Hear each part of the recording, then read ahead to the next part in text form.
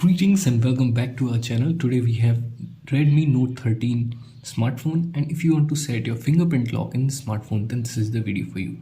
Let's begin. Firstly, you have to open settings, scroll down, and there you will see the option of password and security. Click on that. Then you will see fingerprint unlock. Click on this. Now firstly you have to set a screen lock. Now select pattern, pin or password, whichever you want. Here I select pin. Now wait for 4 seconds and then click on got it.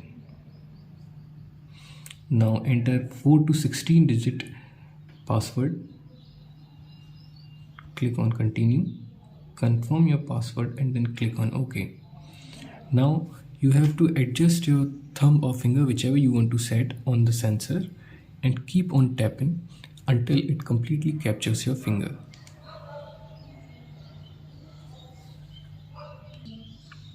After that, it will ask you to add your face. If you want to add your face, you can click on add, otherwise click on cancel. Then click on done. Now your finger has been added to your lock. Now you can unlock your phone by just tapping on the sensor.